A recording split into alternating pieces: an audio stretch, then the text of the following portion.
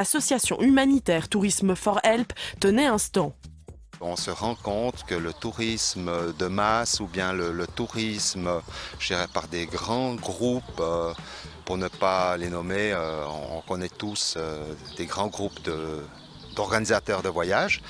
Donc l'idée c'est la solidarité en premier lieu, que les gens qui se rendent à l'étranger soient beaucoup plus enclins à aller vers les autochtones, à essayer de loger chez l'habitant. Donc en fait que leur argent, ce qu'ils vont dépenser dans ces pays, c'est pas rien qu'une question d'argent, c'est aussi une question de culture, d'apprendre à connaître les gens, mais au moins que l'argent qu'ils dépensent en allant loger chez des habitants, par exemple, que ce soit de l'argent qui va directement aux gens qui sont dans le besoin. Fondée en 2004, l'association promeut un tourisme responsable et développe des infrastructures proposant ce type de voyage solidaire. On s'est rendu compte que le tourisme pouvait un petit peu réduire la pauvreté s'il était bien organisé, entre guillemets. Et on se rend compte aussi que plus les pays sont pauvres et plus ils ont envie de tourisme, puisque évidemment c'est une manne économique qui arrive rapidement. Donc nous, on a beaucoup travaillé sur cette thématique, en fait, comment rendre la solidarité à travers le tourisme. Et puis surtout aussi de se rendre compte que dans ces pays, la formation professionnelle était vraiment manquante. C'est qu'on voulait du tourisme, mais aussi on n'avait pas du tout les gens qualifiés pour le faire.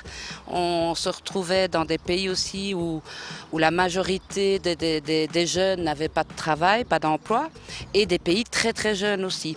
Donc on s'est dit, est-ce qu'il ne serait pas intelligent donc, de lier un secteur comme ça avec la formation professionnelle et puis des projets de développement internationaux. Depuis maintenant quelques années, l'association Tourisme for Help a mis sur pied 2 projets solidaires de formation, le premier au Cambodge et le second au Mali. Ces centres reçoivent des étudiants dans le besoin et les forment au métier du tourisme. L'autre aspect du tourisme, c'est toutes les activités connexes aussi qui sont liées à ça. C'est pas juste de la réception ou de l'hébergement, de la restauration. On pouvait aussi faire de la formation informatique, comptable, les langues. Donc c'est un secteur qui est très complet. Et voilà, on a cru bon de monter aussi un outil d'apprentissage pratique. Donc très peu de théorie, parce que dans ces pays-là, ça ne sert à rien de tenir les gens pendant des années derrière des bancs. Il faut leur donner les outils d'aller directement sur le terrain et puis de pouvoir réellement rencontrer donc, ce public et ce tourisme. Cette